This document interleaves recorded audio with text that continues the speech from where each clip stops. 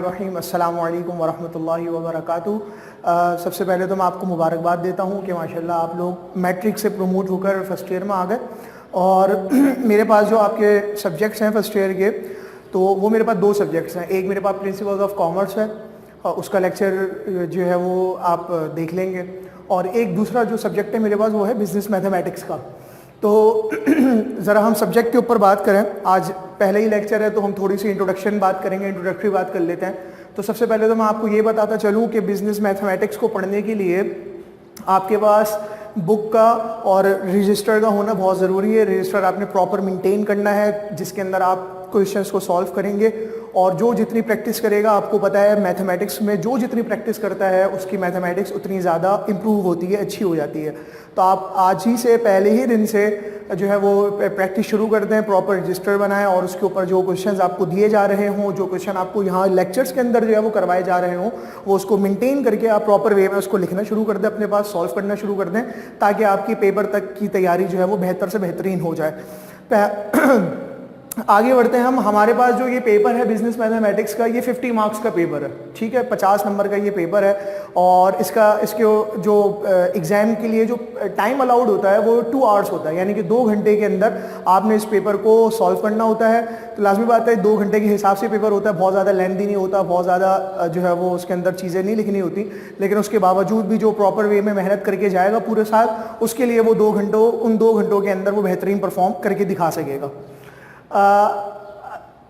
अब बुक्स जो आपने जो है वो पढ़नी है, जिनको फॉलो करना है आपने, सबसे पहली बुक जो है वो बिजनेस मैथमेटिक्स की है, सही है, जिसको लिखने वाले हैं शाहिद जमाल साहब, यानी कि नाम वही है जो आपके सब्जेक्ट का नाम है बिजनेस मैथमेटिक्स, और लिखने वाले जो राइटर हैं उसके वो हैं शाहिद जमाल साहब। तो लाजमन आपने ये बुक परचेज करनी है शाहिद जमाल साहब की। आप जाकर शॉपकीपर को बोल देंगे कि फर्स्ट ईयर की मैथमेटिक्स की बुक चाहिए कॉमर्स के हवाले से, तो वो खुद ही आपको शाहिद जमाल साहब की दे देगा। अच्छा, दूसरे नंबर पर हैंडआउट्स हैं। कॉलेज के अंदर हमारे हैंडआउट्स मौजूद हैं, जिसके अंदर बहुत सारे प्रैक्टिस क्वेश्चंस मौजूद हैं, जिसके अंदर एमसीक्यूज मौजूद हैं, जिसके अंदर पेपर के अंदर आने वाले जो एक्सपेक्टेड क्वेश्चंस हैं उस तरह की तर्ज के सवालात उसके अंदर दिए हुए हैं। तो ये भी आपके लिए प्रैक्टिस मटेरियल होगा और बहुत इंपॉर्टेंट मटेरियल होगा। तो जब आप इंशाल्लाह ताला कॉलेज आएंगे, अल्लाह पाक हालात को दुरुस्त कर देंगे, और जब आप कॉलेज आएंगे तो ये उस वक्त ले लीजिएगा, ये ज़रूरत पड़ेगी तो आपको जो है वो दे दिया जाएगा। बहरहाल वो जो भी तरतीब होगी फिर आपके सामने आ जाएगी। फिलहाल आपको ये करना है कि आपने मैथमेटिक्स की ये वाली बुक लाजमीन अपने पास रखनी है। मैं इसी बुक से जो है वो पढ़ा रहा होता हूँ, क्वेश्चन सॉल्व कर रहा होता हूँ। पेपर पैटर्न की अगर हम बात करें तो आपके सामने जो है वो लिखा हुआ है। पेपर पैटर्न जो है वो 3 हिस्सों में डिवाइड होता है। सबसे पहले सेक्शन ए है, सेक्शन बी है और सेक्शन सी है। सेक्शन ए आपके पास 10 मार्क्स का है, और जिसको सॉल्व करने के लिए आपके पास सिर्फ और सिर्फ 15 मिनट्स होता है। 15 मिनट जो है वो आपको मिलते हैं सेक्शन ए को सॉल्व करने के लिए, जिसके अंदर आपको 10 में से 10 एमसीक्यूज सॉल्व करने होते हैं, और ये मार्क्स इसके कितने हैं भाई? 10 मार्क्स हैं इसके, ठीक है। उसके बाद जो है वो सेक्शन बी की तरफ हम चलते हैं। सेक्शन बी के अंदर शॉर्ट क्वेश्चन आंसर होते हैं, यानी कि ये ऐसे क्वेश्चन होते हैं जिनका सॉल्यूशन बहुत लेंथी नहीं होता, सही है, बहुत ज़्यादा फार्मूलाज इसके अंदर नहीं लग रहे होते हैं, बहुत ज़्यादा लेंथी इसको सॉल्यूशन इसका लेंथी फॉर्म के अंदर नहीं आ रहा होता, तो वो इस तरह के सवाल वो इस सेक्शन के अंदर देते हैं, सेक्शन बी में।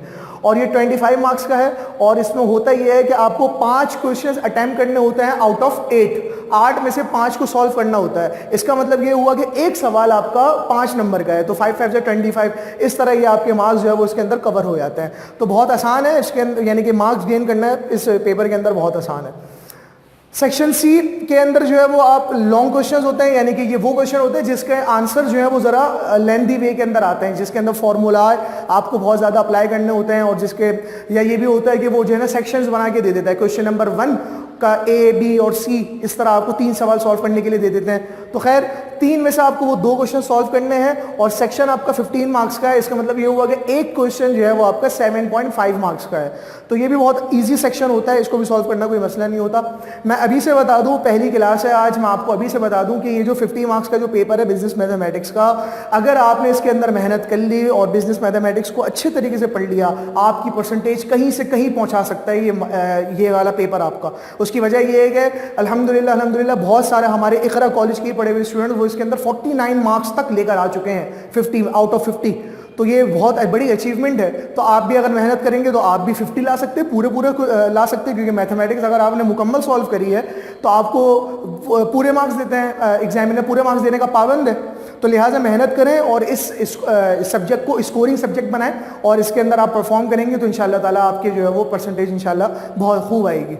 ठीक है, अब हम जरा पहले चैप्टर की तरफ बढ़ते हैं। पहला चैप्टर आपका इंट्रोडक्शन का है। ये चैप्टर समझ लें कि आपने जो कुछ मैथमेटिक्स में जो कुछ आपने जो है वो क्लास 7 के अंदर पढ़ा है, 8 के अंदर पढ़ा है, मैट्रिक के अंदर पढ़ा है, वो उसका यूं समझ लें इंट्रोडक्शन है, यानी कि वो रिकॉल होगा आपका इस चैप्टर के अंदर। तो ये इतना बहुत ज़्यादा इंपॉर्टेंट चैप्टर भी नहीं है, इससे जो है वो ज़्यादा सवालात नहीं पूछे जा रहे होते, ठीक है।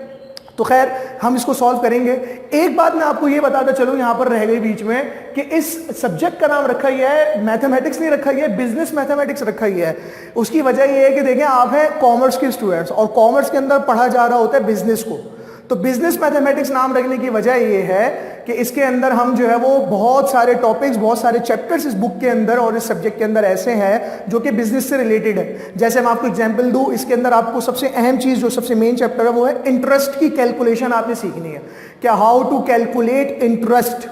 इंटरेस्ट का मतलब होता है सूद, यानी कि जो बैंक के अंदर इंटरेस्ट लग रहा होता है, आप बैंक के अंदर पैसे रखवाते हैं और जो है वो 1 साल के बाद जो है वो आपने 10,000 रुपए रखवाए मिसाल के तौर पर, और 1 साल के बाद वो 11,000 रुपए हो गए, फिर उसके बाद 2 साल के बाद वो 13,000 रुपए हो गए। इस तरह उसके ऊपर जो है वो सूद लगता रहता है और वो पैसे बढ़ते चले जाता है। तो ये कैलकुलेशन कैसे करते हैं, कितने % सूद लगेगा और किस तरह उसको कैलकुलेट कर रहे होते हैं, ये सारा बिजनेस से रिलेटेड है, चूंकि बिजनेसमैन ये सारे काम कर रहे होते हैं, तो इस वजह से ये इसके अंदर पढ़ाया जा रहा होता है। इसी तरह प्रॉफिट और लॉस की कैलकुलेशन कैसे होती है, प्रॉफिट कैसे निकलता है, लॉस कैसे निकलता है, ये कैलकुलेशन हम इसके अंदर आप सीखेंगे।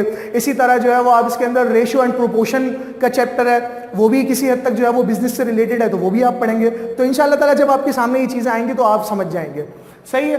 अच्छा, चैप्टर नंबर 1 का खुलासा, ये वाला आपका जो बोर्ड का पार्ट है ना, ये चैप्टर नंबर 1 का खुलासा है, सही है। और ये आप पहले ही पढ़ चुके हैं, इस वजह से मैं इसके ऊपर ज्यादा वक्त नहीं लगाऊंगा।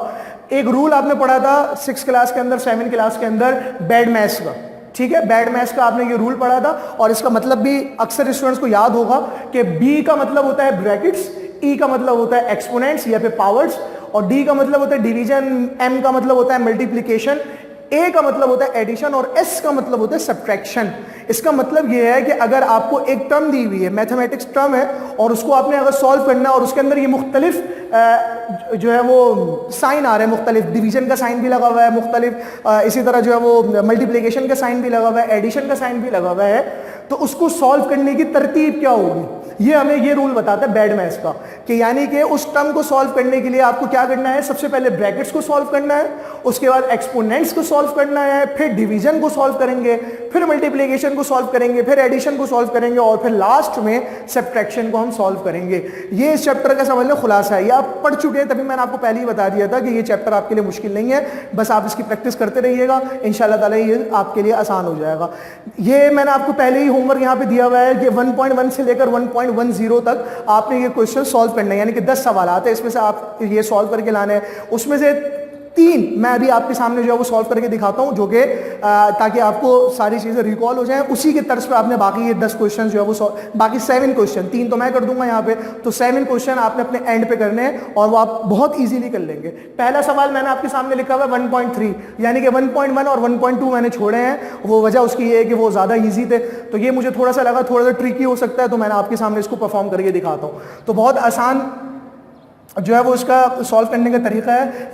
रूल हमें याद होना चाहिए बैड मैथ्स का, ठीक है। तो यहां पर देखें एक चीज तो बीच में है ही नहीं ना, एक्सपोनेंट्स तो यहां पर है ही नहीं, पावर्स दी भी नहीं है, तो ये हमारे लिए आसान हो गया। सबसे पहले ब्रैकेट को सॉल्व करेंगे, फिर डिवीजन का अगर साइन होगा तो डिवाइड को सॉल्व करेंगे, वरना मल्टीप्लिकेशन को, फिर एडिशन को, फिर सब्ट्रैक्शन को। तो हम यहाँ पे चलते हैं सबसे पहले। अच्छा, ब्रैकेट्स के अंदर भी फिर वो होती है, आपको पता है कैटेगरीज होती हैं। सबसे पहले स्मॉल ब्रैकेट को सॉल्व करते हैं, उसके बाद करली ब्रैकेट को सॉल्व करते हैं, उसके बाद फिर हम लार्ज ब्रैकेट को सॉल्व करते हैं, जिसको स्क्वायर ब्रैकेट भी बोलते हैं। तो ये भी आपको पता है, मैं इस पर वक्त जाया नहीं कर रहा। तो हम चलते हैं इसको सॉल्व करने की तरफ। तो यहां पे सबसे पहले ये मुझे स्मॉल ब्रैकेट नजर आ रहा है, मैं पहले इसको सॉल्व कर लेता हूं। 10 + 6 = 16 मल्टीप्लाई बाय 4 +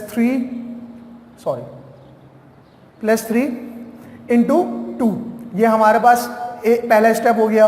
दूसरे स्टेप में क्या करना है कि हमें अभी ब्रैकेट्स के अंदर जो नंबर है उसी को सॉल्व करना है, ताकि ब्रैकेट हमारा जो है वो खत्म हो सके। तो ब्रैकेट के अंदर अभी मुझे 2 साइन नजर आ रहे हैं, एडिशन भी नजर आ रहा है और मल्टीप्लिकेशन भी नजर आ रहा है। तो इस रूल के हिसाब से हमें पहले क्या करना होगा, मल्टीप्लिकेशन। इससे पहले हमें क्या करना होगा, मल्टीप्लिकेशन। तो हम पहले मल्टीप्लाई करेंगे। तो हमने क्या करा, 16 को 4 से मल्टीप्लाई करेंगे हम। तो 16 को अगर मैं 4 से मल्टीप्लाई करता हूं तो आंसर निकल के आता है 64 + 3, ब्रैकेट अपनी जगह पर मौजूद है, उसकी वजह ये है कि अभी तक हमने जो ब्रैकेट के अंदर जो सारे साइंस थे उसको अभी हमने सॉल्व नहीं करा। तो जब तक वो साइंस सॉल्व नहीं होते तब तक ब्रैकेट भी खत्म नहीं होता। ठीक है, अब हम सीधा सीधा जो है वो 64 में 3 को प्लस कर देंगे ब्रैकेट को सॉल्व करने के लिए। तो 64, 65, 60, 67, अब ब्रैकेट खत्म हो गया, मल्टीप्लाई बाय 2। अब बस सीधे सीधा हम जो है वो 67 को 2 से मल्टीप्लाई कर देंगे, हमारा आंसर जो है वो आ जाएगा 67 मल्टीप्लाई बाय 2, आंसर इज 134। ये आपके सामने सॉल्व हो गया। बहुत आसान से सवाल था। नेक्स्ट क्वेश्चन की तरफ हम बढ़ते हैं। नेक्स्ट क्वेश्चन में फिर आपके बीच में स्किप करवाते हुए मैं अगले क्वेश्चन की तरफ बढ़ रहा हूँ 1.8 की तरफ। ठीक है, बाकी बीच के जो भी सवाल मैंने छुड़वाए हैं 1.4, 1.5 ये सारे आप अपने एंड पे कर सकते हैं। 1.8 आपकी बुक में सवाल दिया हुआ है, आप उससे देखकर लिख लीजिएगा। मैं भी यहाँ पे लिख रहा हूँ 2 + 5 का होल स्क्वायर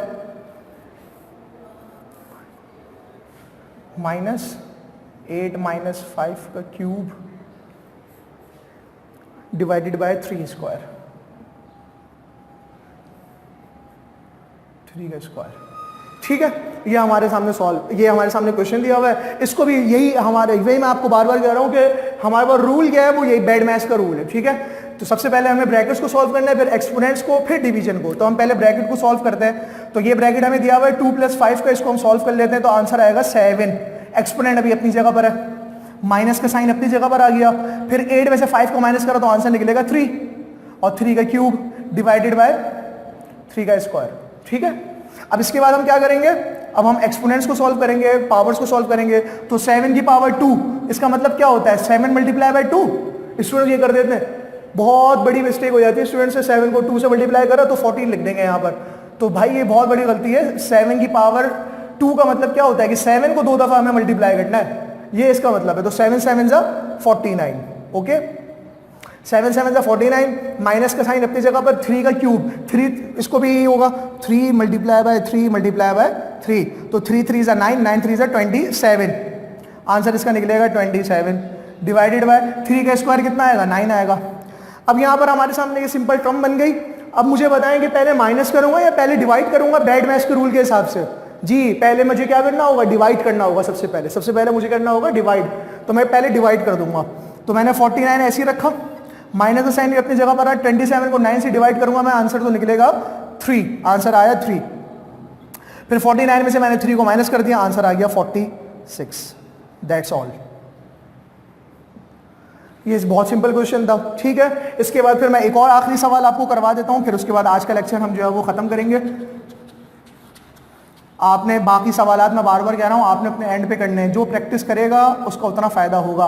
और जब जी अगला सवाल मेरे पास है 1.10। ये वो सवालत करवा रहा हूं जो कि आपके लिए ट्रिकी हो सकते हैं, ताकि मैं अपने एंड पे करवा के आपके लिए सहूलत हो जाए।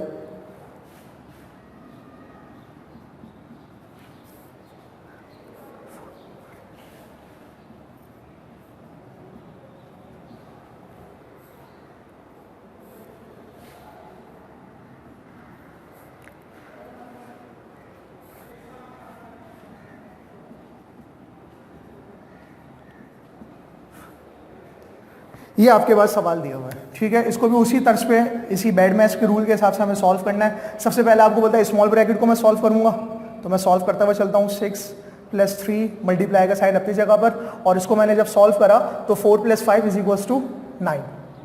ठीक है, मल्टीप्लाई बाय 7 + 8 मल्टीप्लाई बाय 5 अपनी जगह पर रहा। इसके बाद फिर हम दोबारा ब्रैकेट को सॉल्व करने की तरफ चलते हैं। तो आप बताएं मुझे कि पहले मल्टीप्लाई करूंगा या पहले मैं प्लस करूंगा। तो पहले मल्टीप्लिकेशन होगी बेड मैथ्स के रूल के हिसाब से, तो मैं पहले मल्टीप्लिकेशन कर देता हूँ। 6 + 3 को 9 से मल्टीप्लाई करेंगे तो 9 × 1 = 9, 9 × 2 = 18, 9 × 3 = 27, 27 आ गया इसका आंसर।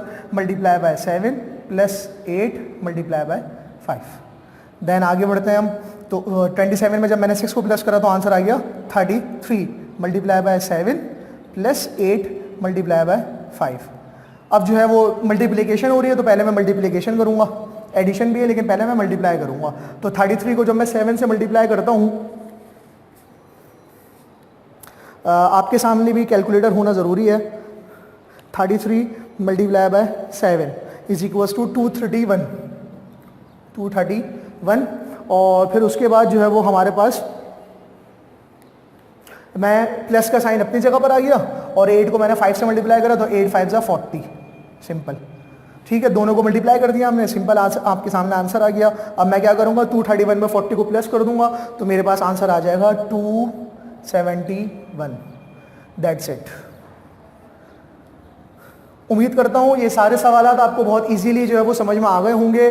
बस ये आपके एंड पर ये होमवर्क मैं छोड़ता हूँ, ये होमवर्क आप सॉल्व कर लीजिएगा इस होमवर्क को। इंशाल्लाह ताला नेक्स्ट लेक्चर में फिर हम इससे आगे बढ़ेंगे। जज़ाकुमुल्लाह खैरन। अस्सलामु अलैकुम व रहमतुल्लाह।